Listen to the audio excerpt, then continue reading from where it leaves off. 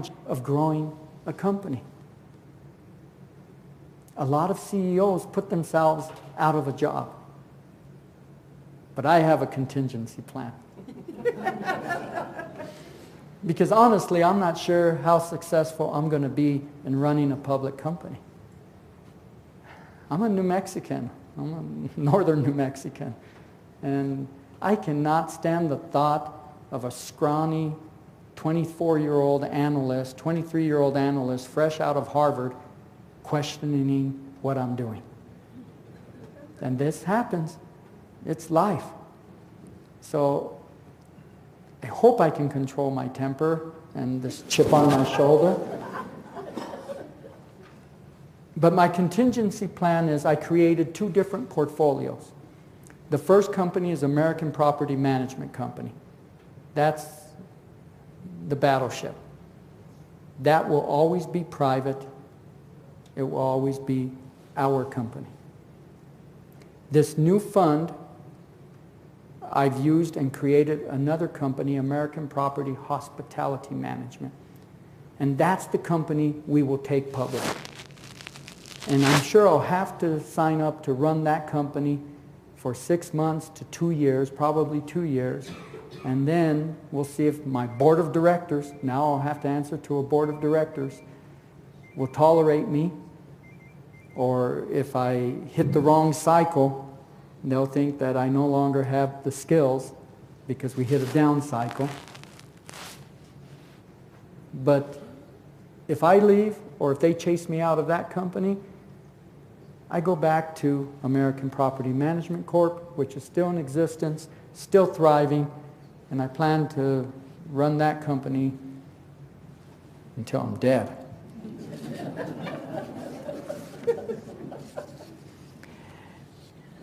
So why go through all of this to grow a company?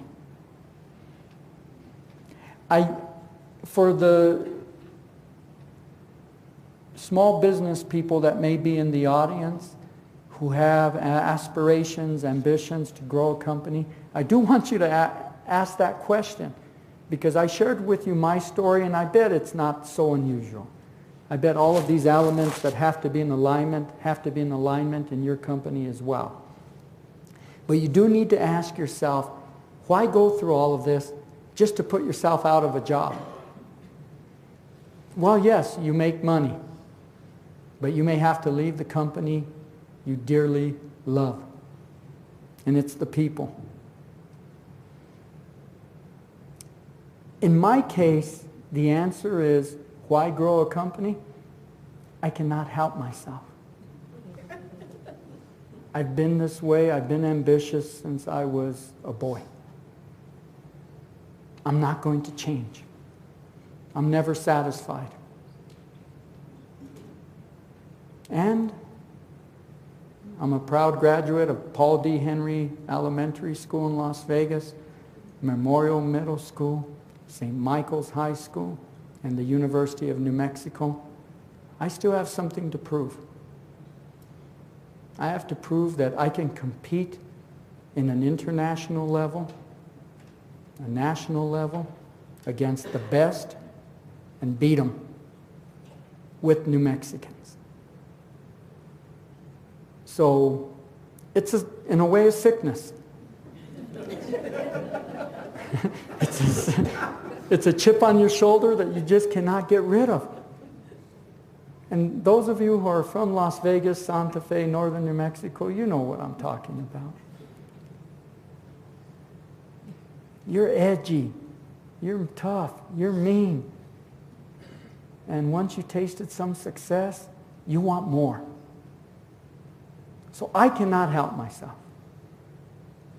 But for those of you who do not have this sickness and who do not have this chip on their shoulder and always feel they have to prove something, ask yourself whether or not you want to grow your company and go through all of this to go full circle.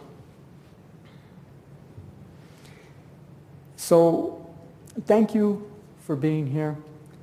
Thank you for listening. Most of all, thank you for your support, because so many of you are part of what I and we have done. And without you, I could not have done it. This has never been a one-man show. It's always been a team. When I was selected National Entrepreneur of the Year in 2004, I was embarrassed, because I surrounded myself with all these people who were more talented, smarter, taller, and better looking than I was. And yet I got all the credit. And I was in shock that I was selected, because most of the time, people in their late 60s, 70s, and even their 80s got selected for that honor as the pinnacle of their career. What I did the next morning is I went to this booth that they had, and I bought every cap, every shirt, I cleaned them out. Every pin, every plaque that said Team Member, National Entrepreneur of the Year 2004. And I gave all of those jackets, caps, hats to my team. That's the only way I could accept it. Because once again, I'm this little boy who grew up in a large family, and it was one for all for one. So that's my story. Thank you.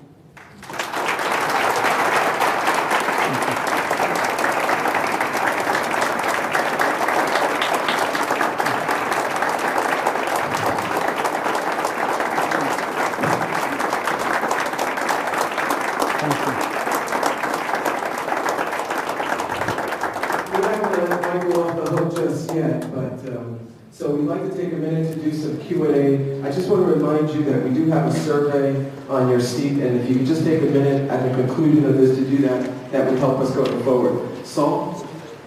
First of all, I think this is hilarious. And here's why. Because since I was always working, even in high school, since junior high, high school, college, I never made good grades. And so I want to make good grades for once.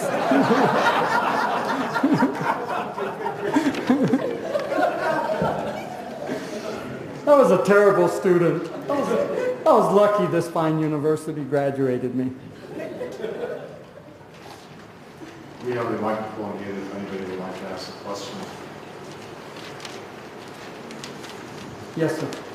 What's your strategy for determining which hotel you're going to go after? What markets, what are the things you're looking for when you choose a location? That's a good question, because it's so complicated.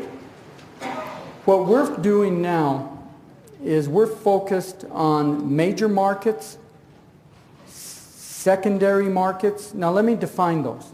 Major markets are New York, San Francisco, Los Angeles, Miami, Chicago, Mexico City, Cancun. Secondary markets are Denver, Phoenix, San Antonio, Dallas. Albuquerque, we're called a tertiary market, third-tier market. So our strategy, because I have so much institutional funds behind me, I need to focus on the very high-end, very expensive 4- and 5-star hotels in major markets, secondary markets, and prominent resort locations. That has not stopped me from reinvesting in Albuquerque, because in the last few years we bought the Radisson. We poured $22 million into it. We're building this water park. The old Four Seasons, it's going to come alive. It's already pretty. Wait until that water park's open. We bought the DoubleTree downtown. We just finished renovating it. And the New York firm that owned it never put a penny into it. You should see it now. It is gorgeous. And we recently bought the Wyndham at the airport, and we're going to renovate that and position that as a 4-star hotel as well. So other than Albuquerque, we're very focused on these major markets. Why? Not just because institutional funds want institutional assets, it's because they hold up the best. And they're the most liquid to trade.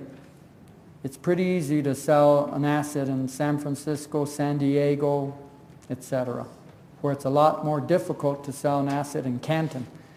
So Patricia could be there a while. Mama. Any other questions? Go ahead. Mr. Gallegos, what was your strategy to accumulate the cash?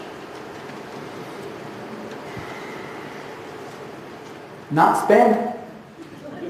You would not believe the car I was driving in the early days. When I would go see a banker, when I'd go see Michelle, I'd park my car like half a block down the street because it was not a good representation. And so much of what you do is show.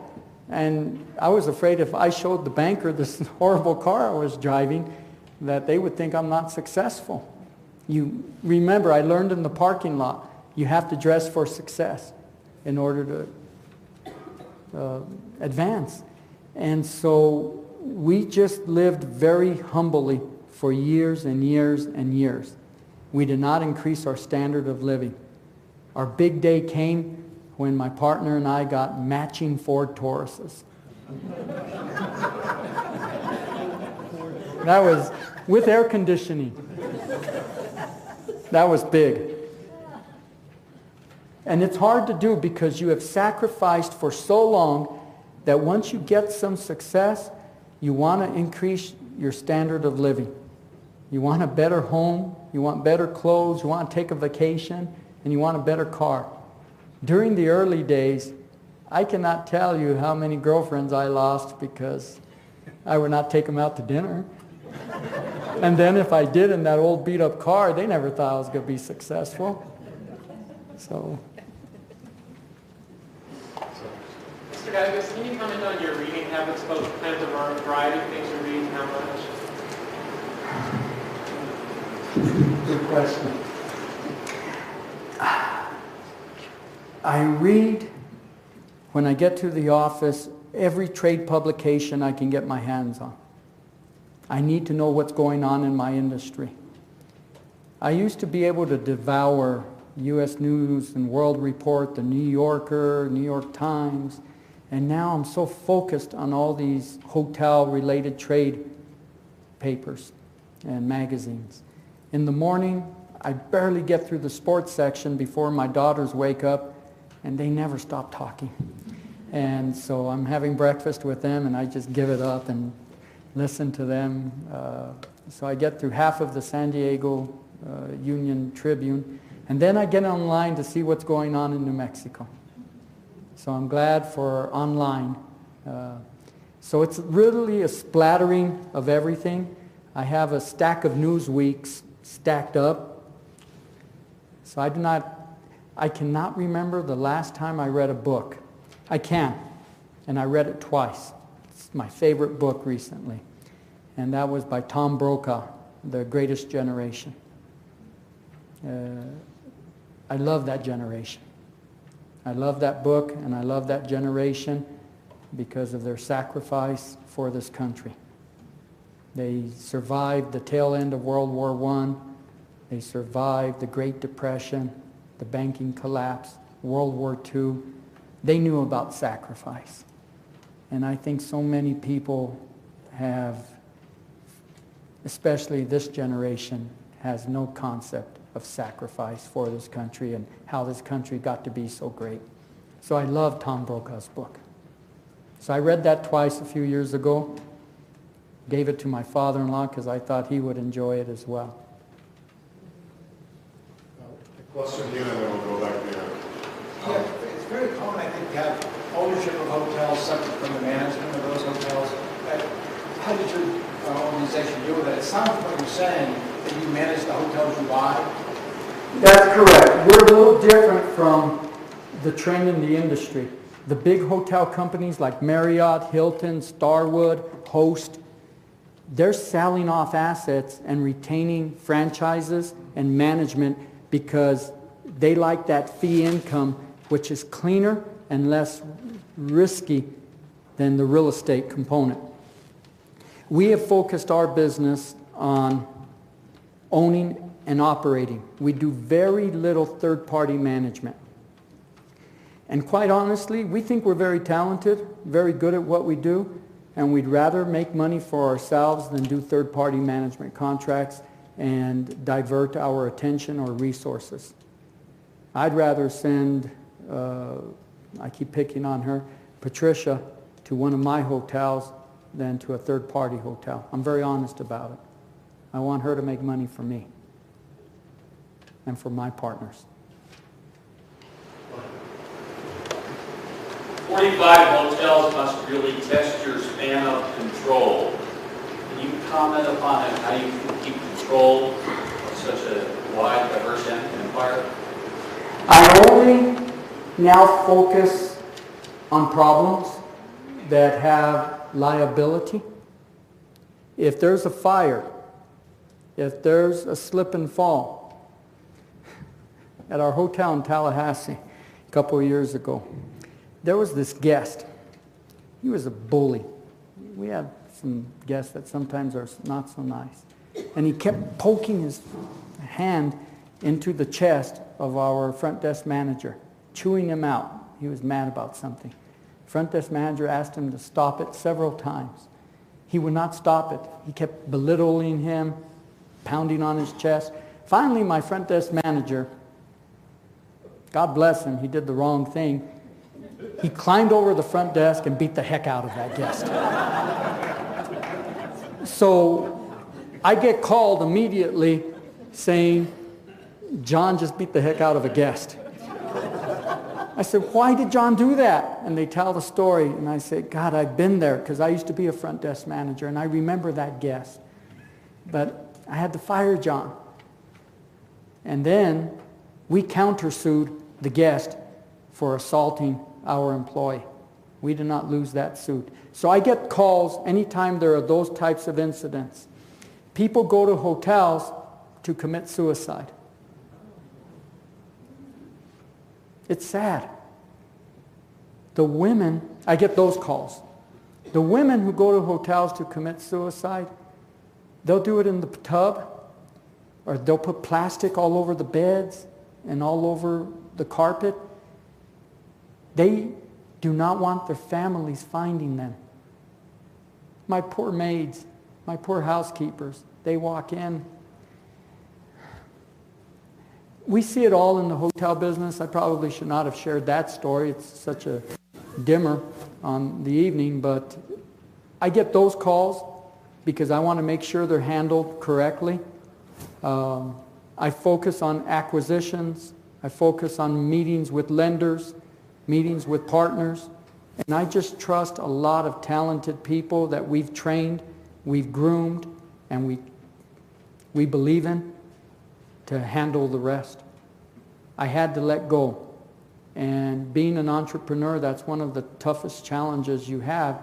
You have to let go. That's why you have to have people around you trust that you know are capable.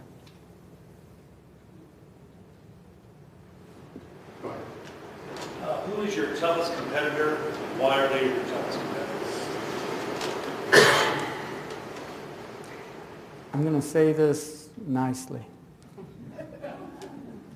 I do not like HEI. A lot of you have never heard of HEI.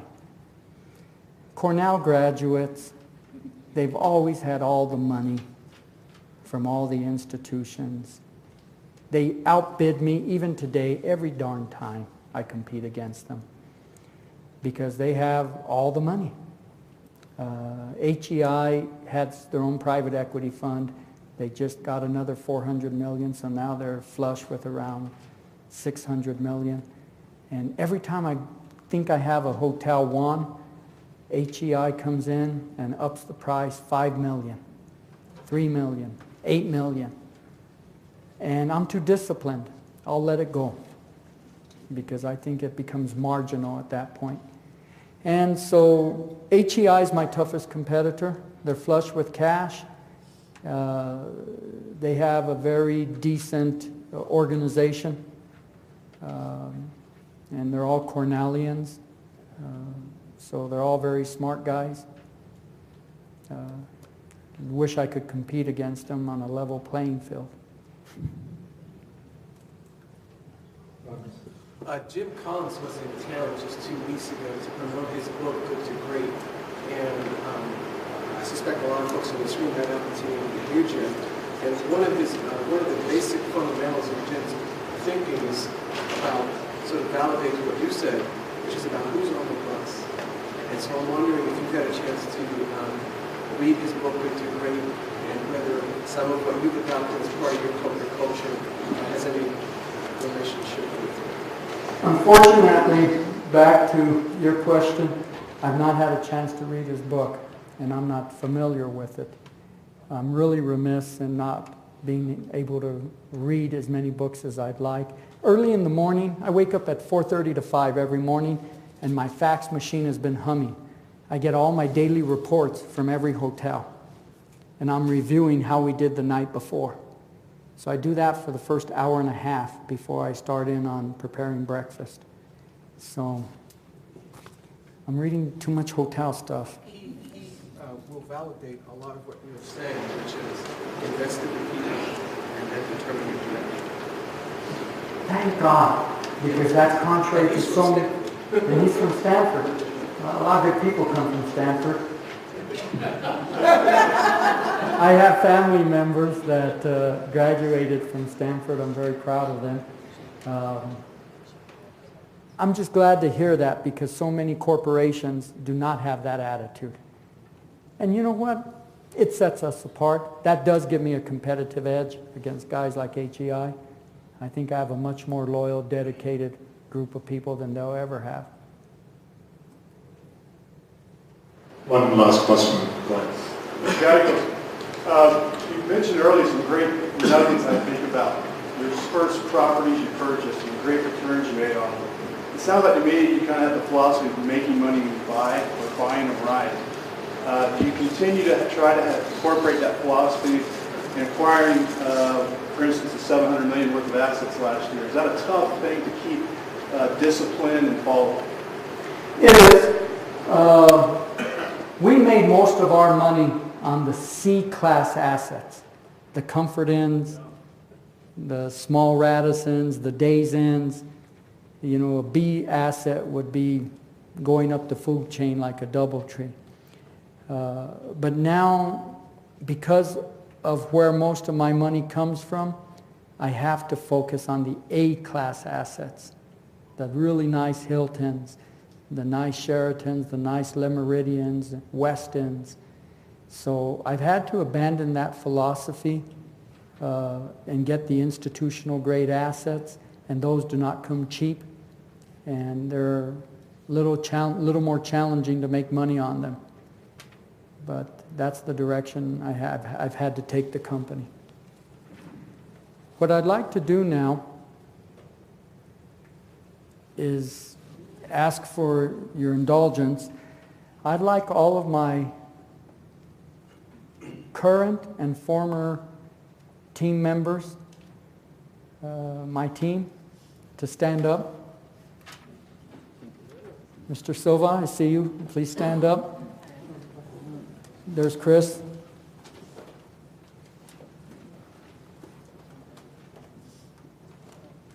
I'd like to thank all of these tremendously talented people.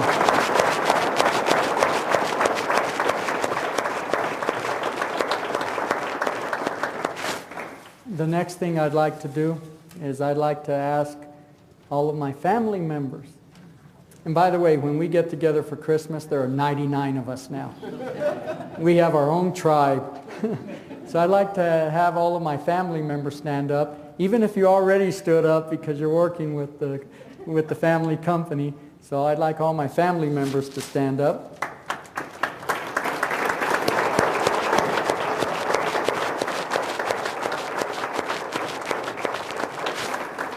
Thank you for being here.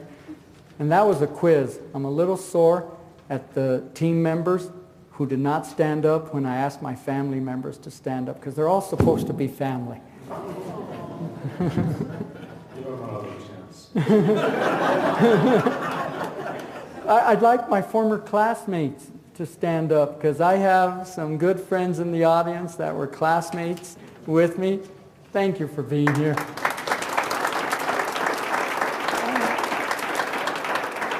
I did not see Annette. And I'd like my former teachers, administrators from the University of New Mexico who invested in me and who believed in me to stand up, because there are some of those in the audience as well. Ralph?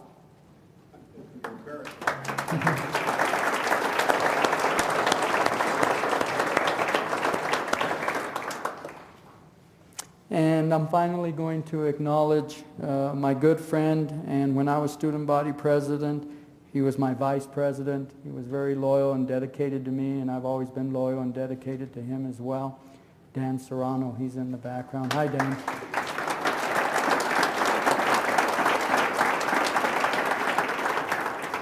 Michael, on behalf of the University of New Mexico, the Anderson School, I want to present you with something that we hope you will be wearing when you meet those Cornelians next time. Thank you so much. Thank you again. Thank you. Ernest asked me that we can show them what we're talking Oh, about. wonderful. You can't take the development officer out of Ernest. Ernest does a good job, too. All right. University of New Mexico, Anderson School of Management, works. There's more. I have my cherry and silver Lobo cup. You should see the Lobo stuff I have in my office. And, well, Did you give him one without a pen? That was a trick box. you know, I know we've had budget cuts, but you did not have to get my hopes up. I'm sure he'll fix that. It's part of being a New Mexican. We do with what we have. Please help me thank Mr. Michael Gallegos.